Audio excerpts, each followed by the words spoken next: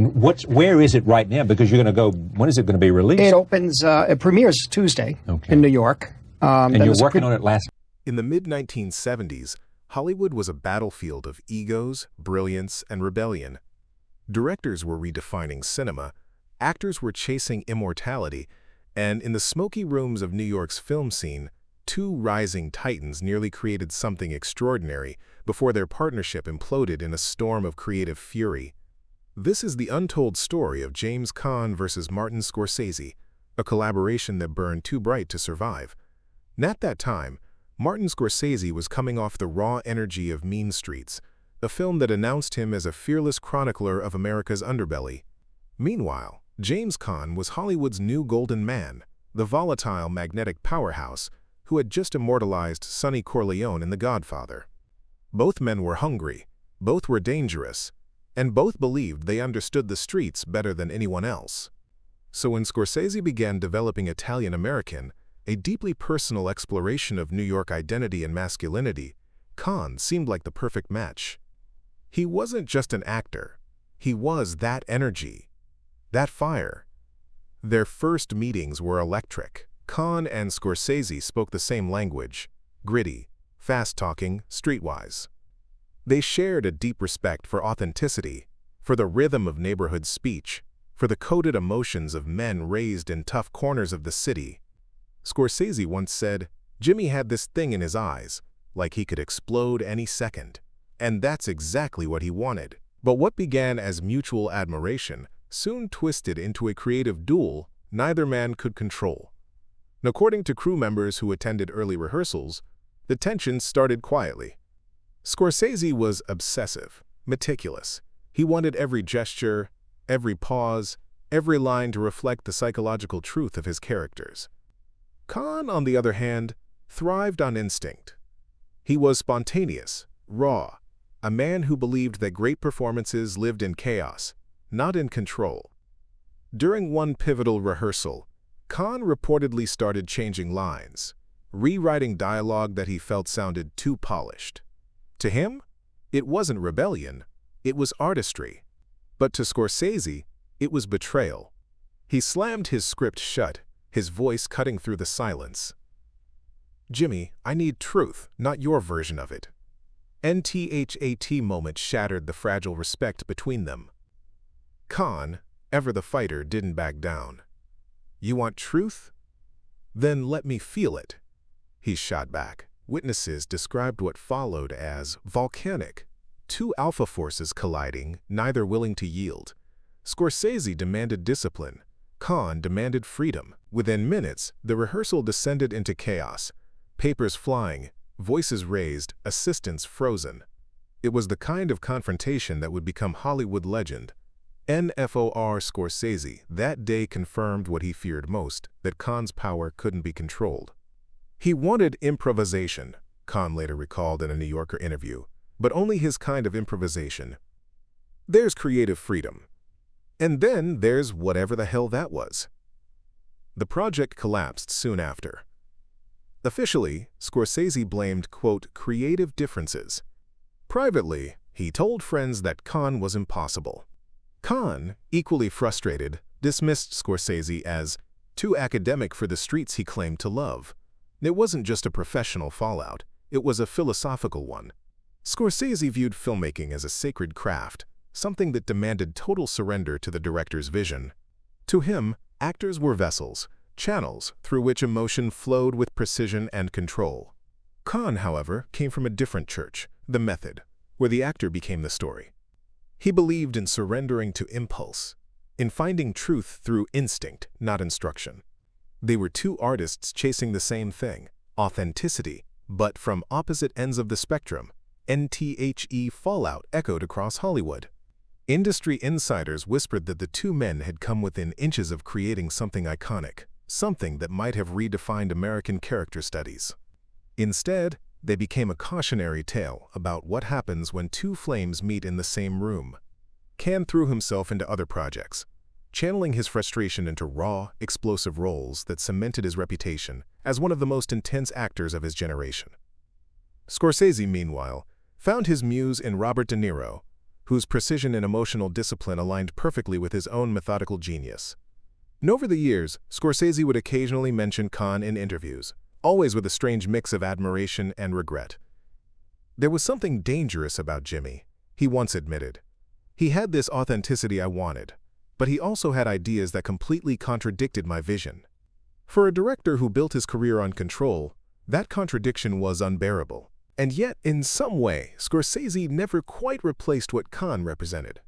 De Niro gave him power, DiCaprio gave him charisma, but Khan had something elemental, something untamed. He was the embodiment of the chaos Scorsese spent his career trying to capture safely within a frame. That's the irony. The man who could have given Scorsese the purest expression of his cinematic soul was also the one man he couldn't direct. Years later, as both men grew older and their paths diverged, their brief creative collision became Hollywood folklore. At industry dinners and film retrospectives, insiders would whisper, "What if Scorsese and Khan had made that film? What might cinema have gained or lost?" Some say it would have been a masterpiece. Others say it would have self-destructed before the first take. In For Khan, the memory of that failed collaboration lingered, but so did a hint of pride. "At least I scared him," he once joked, half smiling. For Scorsese, it was a reminder of the fine line between brilliance and chaos, a line he would spend the rest of his career walking carefully around. And in the end, their story isn't one of failure, it's one of reflection. A moment in time when two artistic giants stared into the same mirror and saw different truths staring back. It was about control versus instinct, order versus fire. And sometimes, in that collision, art isn't born, it burns. When Martin Scorsese first met Mark Wahlberg to discuss The Departed, it wasn't love at first sight, it was closer to a collision. Wahlberg, fresh off Four Brothers and still carrying the streetwise grit of his Boston upbringing, arrived with an energy that could fill an entire room. Scorsese, by contrast, was a man of quiet precision, obsessed with subtext, silence, and subtlety. The meeting felt less like an audition and more like two opposing worlds brushing up against each other, sparking friction neither of them would forget. From the beginning, Scorsese knew The Departed would test everyone. The script was dense with deception, morality, and violence, the kind of chaos that thrived under his direction. Yet Wahlberg wasn't supposed to be the star. He was cast as Dignam, a supporting role among giants, Leonardo DiCaprio, Matt Damon, and Jack Nicholson. But Wahlberg saw Dignam not as a background player, but as a force of nature. "This guy doesn't take orders," he told Scorsese. "He gives them." NTHAT confidence was both his weapon and his curse. Scorsese valued discipline above all else. Every pause, every look, every breath in a Scorsese film was carefully orchestrated. Wahlberg, on the other hand, thrived on instinct. He wanted to improvise, to feel his way through scenes, to speak like the guys he grew up with. It wasn't arrogance. It was authenticity from a man who'd lived the kind of streets Scorsese only filmed. But that difference in approach quickly escalated into open tension. Non-set, Wahlberg's energy could be explosive. Between takes, he'd push boundaries, shouting, swearing, ad-libbing entire lines that weren't in the script. "What's the matter? You got no one to tell you the truth," he barked in one scene, a line that wasn't written but ended up in the final cut. Scorsese, half amused and half infuriated, let the camera roll. The tension between director and actor bled into the film itself, giving Wahlberg's performance a raw unpredictability that electrified every frame. Behind the scenes, however, the mood wasn't always electric. Wahlberg's co-stars admired his passion, but the crew could sense the quiet unease between him and Scorsese. In interviews years later, Wahlberg admitted that he almost walked off set during production. The root of the problem was creative control. Scorsese's direction demanded surgical precision: rehearse, execute, refine. Wahlberg's instincts demanded freedom: react, explode, move. Neither man could bend without breaking something sacred. One infamous day on set, during a particularly heated exchange, Wahlberg reportedly challenged Scorsese directly.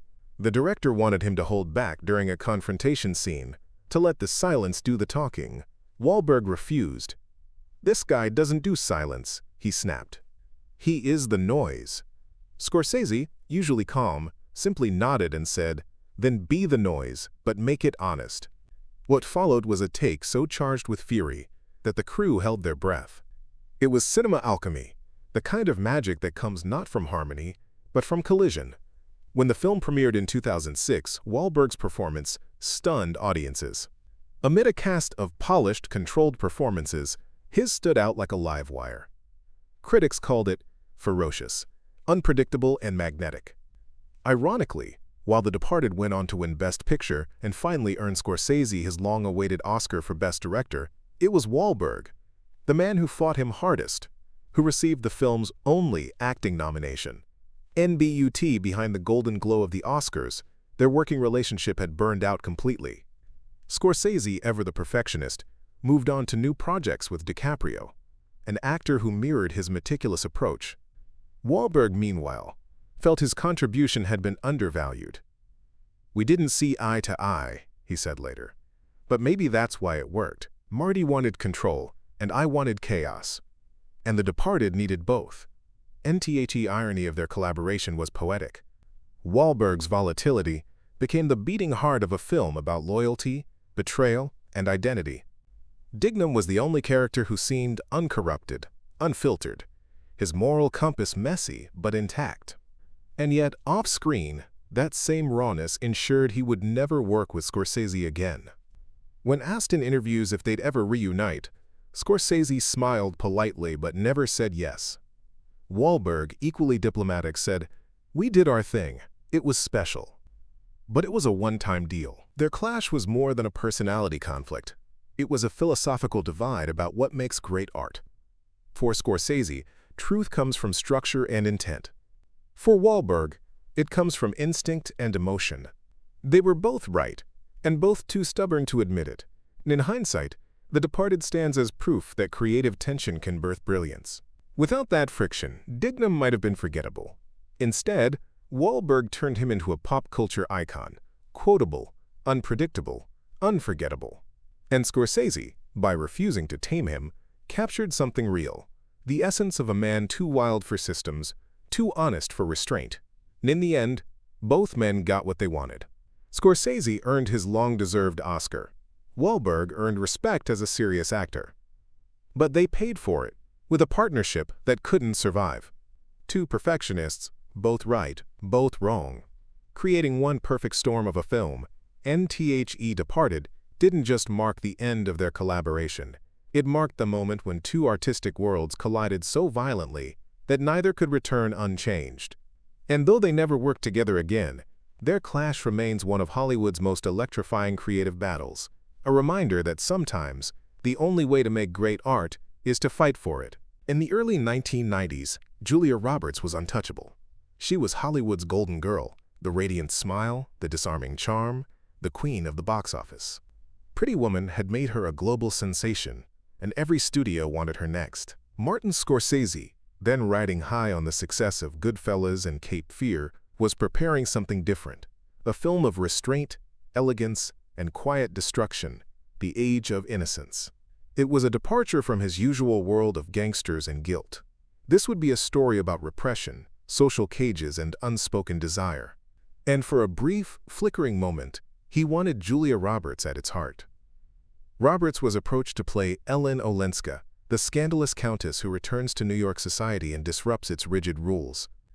The idea of pairing Scorsese's intensity with Roberts' radiance thrilled Hollywood. She was America's sweetheart, he was America's dark conscience. Together, they could have created something extraordinary.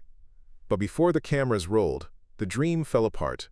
Their first meeting was cordial, even promising. Scorsese spoke passionately about the film's themes: loneliness, restraint, and the invisible chains of propriety. Roberts listened, but something in her tone betrayed hesitation. She was young, still in her 20s, and the thought of immersing herself in a world of corsets, archaic manners, and emotional suffocation didn't sit easily. "I like to play women who fight back," she reportedly told him, "not women who just suffer beautifully." Scorsese smiled politely but didn't hide his truth. "In this story," he said, "the suffering is the fight." That single line defined their difference. Roberts believed in emotional release, laughter, tears, confrontation. Scorsese believed in emotional imprisonment. What's left unsaid, what's buried alive. It was a creative language mismatch that no translator could fix. NA's pre-production began. Tension brewed quietly. Roberts, always meticulous about her comfort and environment, reportedly questioned some of Scorsese's decisions. The director insisted on authentic 19th-century costumes lit by candlelight and natural sources. Beautiful, yes, but also suffocating. He wanted his actors to feel the constriction of the era, the weight of silk gowns, the tightness of corsets, the formality of conversation. For Scorsese, these details weren't decoration.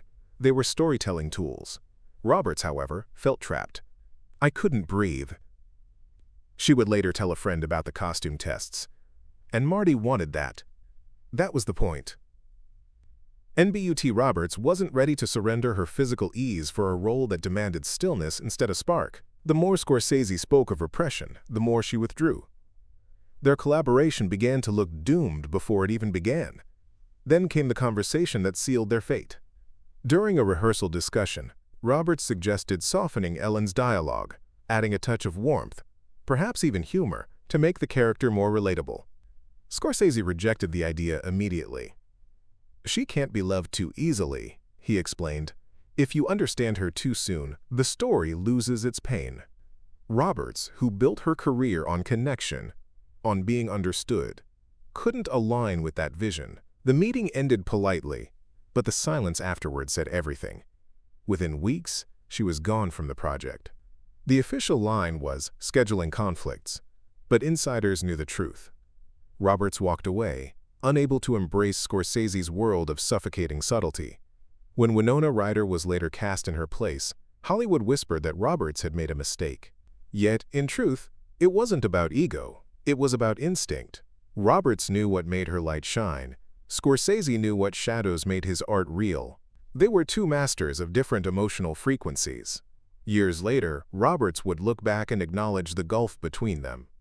In one rare comment, she said, "Marty's a genius, but he asks you to disappear, and I wasn't ready to disappear yet." That single sentence captured the essence of their divide. Scorsese's art demanded surrender, of vanity, of control, of identity. Roberts' power came from presence, her ability to fill a scene with herself. NHAD. They worked together. The Age of Innocence might have been a different film entirely, less restrained, more romantic. But Scorsese wasn't chasing romance. He was chasing truth. And truth, to him, often looked uncomfortable. When the movie finally premiered in 1993, with Ryder and Michelle Pfeiffer in the lead roles, critics praised its haunting restraint. It was a painting come to life, gorgeous, melancholic, suffocating. Yet, even as the film earned Oscars for costume and design, one couldn't help but imagine how different it might have been with Roberts. The warmth, the vitality, the heartbreak played in brighter tones. In the end, their near collaboration became a metaphor for Scorsese's artistic ethos. He doesn't shape his art to fit his actors. He shapes his actors to fit his art. And not everyone can live inside that world. Roberts' refusal wasn't a failure. It was a boundary. Their brief creative clash reminds us that not every great pairing belongs together. Sometimes, the most fascinating stories in Hollywood are not about the films that were made, but the ones that almost were. And in that silence between almost and never, Scorsese and Roberts left behind a ghost of what might have been, a masterpiece that existed only in imagination, born from two artists too true to themselves to compromise. Ryan O'Neal was no stranger to stardom or to pride. In the 1970s, he had been the face of Hollywood romance, the clean-cut heartthrob from Love Story and Paper Moon. But by the late decade's end, that golden glow had faded. Scorsese, meanwhile, was deep in the shadows of human complexity, preparing his next obsession. Raging Bull, NTHE film, would become one of cinema's most brutal masterpieces. A story of rage, jealousy, and self-destruction through the real-life boxer Jake LaMotta. Scorsese knew the role demanded a man who could strip himself of charm, a man unafraid to look ugly, both inside and out. Ryan O'Neal, however, wanted redemption, a part that could restore his image. And therein lay the fatal clash. Their meeting was brief but explosive. O'Neill entered the room with confidence, his trademark grin in place. Scorsese, quiet and contemplative, sat opposite him with the script open to a violent scene, LaMotta's rage at his wife. "It's not about boxing," Scorsese began. "It's about a man who can't control his own poison." O'Neill nodded, eager. "But there's got to be something likable about him, right?" he asked. The room froze. N.T.O. Scorsese, those words were sacrilege. He didn't believe in likable. He believed in truth. And the truth about Jake LaMotta was ugliness, jealousy, paranoia, and guilt. "No," Scorsese said simply. "The audience doesn't need to like him. They just need to believe him." O'Neill hesitated, frowning. But if they hate him, why would they watch? It was a logical question, perhaps even a smart one. But Scorsese's art had never been about comfort. He leaned forward and said quietly, "Because they'll see themselves in him, and that's what scares them." NTHAT moment ended the audition. O'Neill wanted redemption. Scorsese wanted damnation. Neither could bend. By the end of the meeting, Scorsese closed the script, thanked him, and said, "I need someone willing to be despised." NTHAT someone would be Robert De Niro. When De Niro later gained 50 pounds, pummeled himself emotionally, and delivered one of the most raw, unsettling performances in film history, O'Neill's name vanished from the conversation. But for Scorsese, that meeting became a symbolic reminder. He couldn't work with actors who wanted to protect themselves. Years later, O'Neill would recall the encounter with mild embarrassment. "I guess he didn't want the pretty boy," he laughed in an interview. "He wanted a monster." He wasn't wrong. Scorsese had no interest in vanity. His cinema was built on sin, guilt, and ruin. NTHE irony was that O'Neill could have been great in the role if he'd allowed himself to break. But like many stars of his generation, he couldn't yet separate the actor from the image. Scorsese, in contrast, lived to destroy images. In that single rejection lay an entire philosophy of filmmaking. Scorsese wasn't chasing stars, he was chasing souls. He didn't want men who shone, he wanted men who bled. And Ryan O'Neill, for all his charm and polish, couldn't bleed for the camera. Their clash, though brief, revealed everything about Scorsese's uncompromising vision. To work with him meant surrendering every illusion of beauty, every need for approval. It meant being willing to look into the darkest mirror, and not look away. O'Neill couldn't make that leap, but Scorsese found someone who could, and cinema was never the same again. When Winona Ryder stepped into Martin Scorsese's The Age of Innocence, she was already one of Hollywood's most enigmatic young stars. The early 1990s were her moment. She was the symbol of a new kind of femininity, intelligent, vulnerable, and quietly defiant. After roles in Heathers and Edward Scissorhands, she was adored by audiences and respected by directors. Scorsese saw something deeper in her, something delicate, untouchable, and filled with mystery. NHE cast her as Mae Welland, the angelic fiancée in a love triangle that devoured hearts and reputations in 19th-century New York. The role required restraint, not rebellion, an innocence that conceals quiet strength. But what Scorsese didn't anticipate was that Ryder's own emotional intensity would mirror, and eventually clash with, the suffocating world he built around her.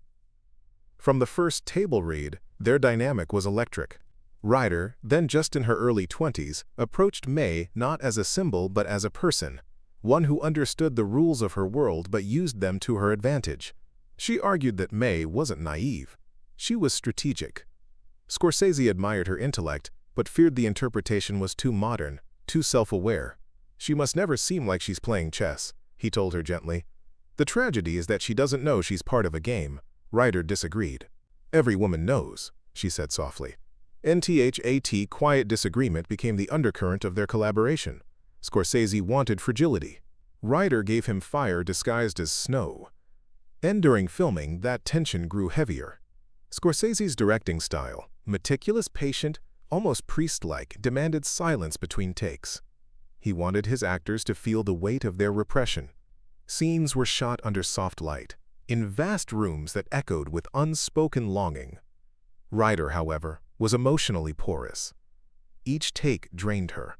She'd often step away from the set, trembling or tearful, unsure whether she was channeling her character or losing herself inside her. One day, during a scene where May confronts her fiancé about his fading affection, Scorsese asked her to suppress every visible sign of pain. "Don't show it," he whispered. "Just know it." Ryder tried, again and again. The result was exquisite, but it broke something inside her. "I couldn't breathe after that scene," she later said. "It felt like drowning beautifully." N.S. Scorsese praised the result. It was exactly what he wanted, quiet devastation. But for Ryder, the experience left scars. "He makes you live the silence," she reflected years later. "He doesn't want you to act. He wants you to endure." The emotional cost was evident even in post-production. When the film premiered in 1993, critics were awed by its elegance and sorrow. Ryder's performance was hailed as hauntingly pure, earning her an Academy Award nomination. Yet behind the accolades, both actor and director knew how difficult the process had been. N.S. Scorsese, though proud of her work, confessed privately that directing her was like trying to capture sunlight in a jar. She had something instinctual, an unteachable grace, but it came at a price. Her sensitivity, the very thing that made her performance luminous, also made collaboration fragile. Ryder, for her part, later admitted that she never fully recovered from the emotional exhaustion of the Age of Innocence. "It took something out of me," she said. "Something I didn't get back for years." Their working relationship, though never publicly hostile, quietly ended there. Scorsese didn't call her for future projects. Not because she'd failed him, but because she had given him everything once, and it nearly broke them both. Industry insiders often spoke of their dynamic in reverent tones. "She matched his depth," one crew member said. "But when you match Scorsese's depth, it's like touching fire. You get burned." And in retrospect, the tension between Ryder's instinct and Scorsese's control mirrored the film's very themes: love suffocated by decorum, truth buried under beauty. Ryder embodied that contradiction perfectly, but at great personal cost. She didn't just act in the Age of Innocence, she lived it.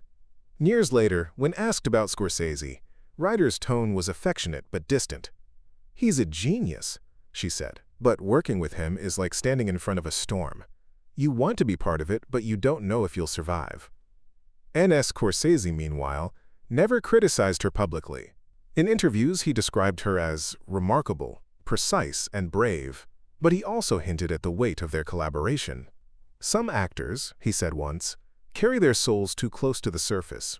You can only ask them to give so much." That statement, though never confirmed to be about Ryder, said everything. Their creative clash wasn't rooted in ego, but in emotion. Scorsese demanded control. Ryder offered vulnerability. He wanted stillness. She bled movement. The result was breathtaking art, but the human cost was high. In the years following, Ryder's career took unpredictable turns, periods of triumph, followed by withdrawal and silence. The Age of Innocence remained one of her defining performances, yet also one of her most haunting. It was the film that proved her brilliance, and perhaps the one that quietly broke her heart.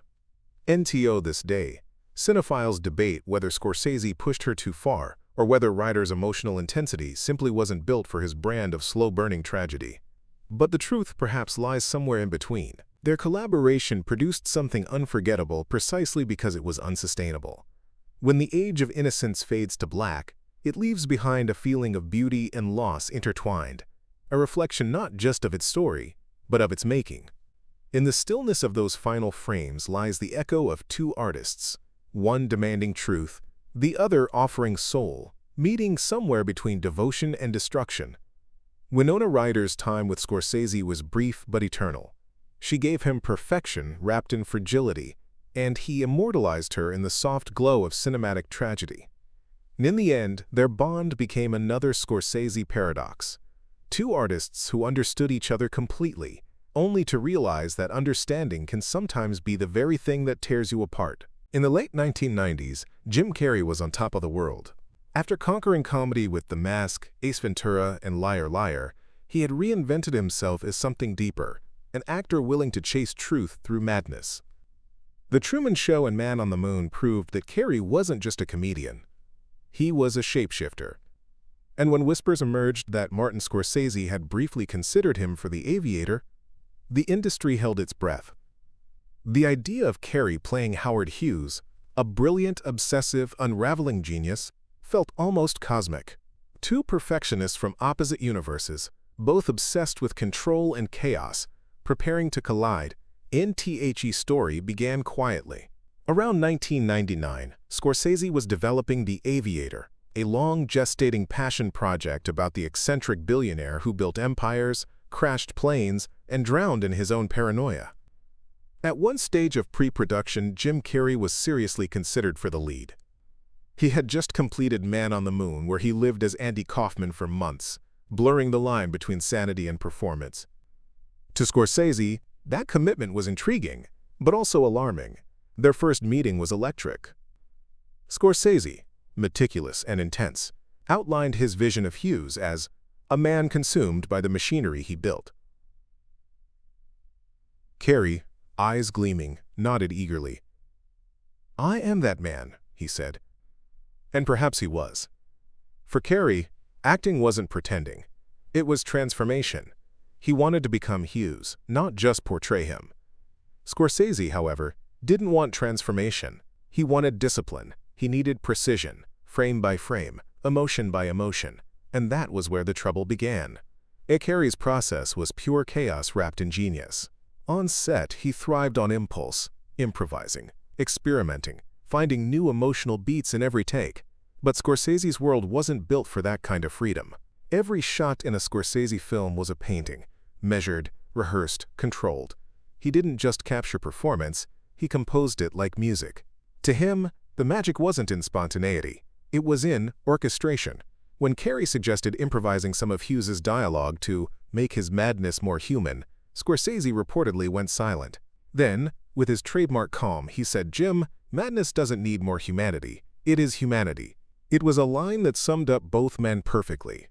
Carrey wanted to expand emotion. Scorsese wanted to contain it. NFOR weeks. Discussions continued, but each conversation revealed a deeper divide. Carrey wanted to explore Hughes through psychological freefall, a performance that blurred art and reality, like his turn as Kaufman. Scorsese, having just recovered from the exhaustive intensity of Gangs of New York, couldn't afford that kind of chaos again. He needed control, not improvisation. Their creative philosophies collided like tectonic plates.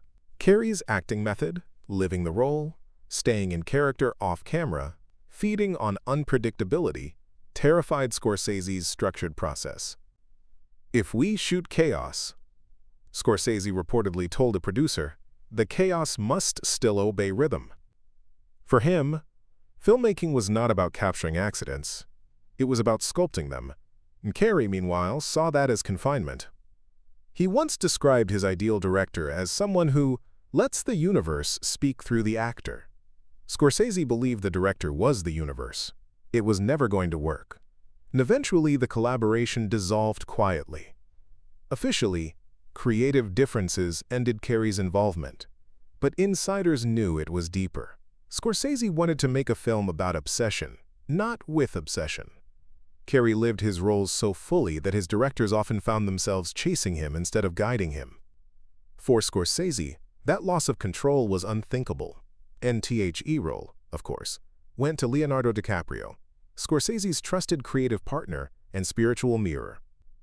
DiCaprio embodied Hughes with restraint, precision, and a subtle unraveling that mirrored Scorsese's exact vision. The result was masterful. The Aviator became an ode to perfectionism itself, a portrait of a man destroyed by his own pursuit of flawlessness. NBUT, somewhere in another universe. One can imagine Carrey's version, wilder, more unhinged, a descent into brilliance and breakdown. It might have been extraordinary, or catastrophic, and that, perhaps, was the point. Scorsese didn't want unpredictability. He wanted immortality. Years later, Carrey would look back on the project with surprising grace. In one interview, he admitted, "I think Marty saw the storm coming. He knew I'd take that part somewhere even I couldn't return from." It wasn't bitterness, it was respect. Both men had looked into each other's creative abyss and recognized the same hunger, to find truth at any cost. For Scorsese, truth was found in control. For Carrey, it was found in surrender. And between those two extremes lay an unbridgeable distance. NHAD they worked together. The Aviator might have been something entirely different, less polished, more raw, a portrait not just of Hughes but of artistic madness itself. But Scorsese wasn't chasing madness. He was exercising it. After decades of directing tortured men, he wanted to understand obsession, not drown in it. And Carey, meanwhile, was still searching for meaning through immersion. His later reflections revealed a man torn between enlightenment and exhaustion. "You disappear into these people," he said, "and sometimes you forget how to come back." Scorsese understood that danger all too well, and refused to let his set become another casualty of artistic possession. In the end, their failed collaboration wasn't a loss. It was a necessary divergence. DiCaprio's controlled precision brought Scorsese the balance he needed, while Carey's uncontained spirit continued to push the boundaries of performance elsewhere. NBUT. Their near meeting remains one of Hollywood's most fascinating what-ifs. Two artists, each a mirror of the other's extremes, standing on opposite sides of the same truth. Carey, the improviser who sought chaos to find beauty.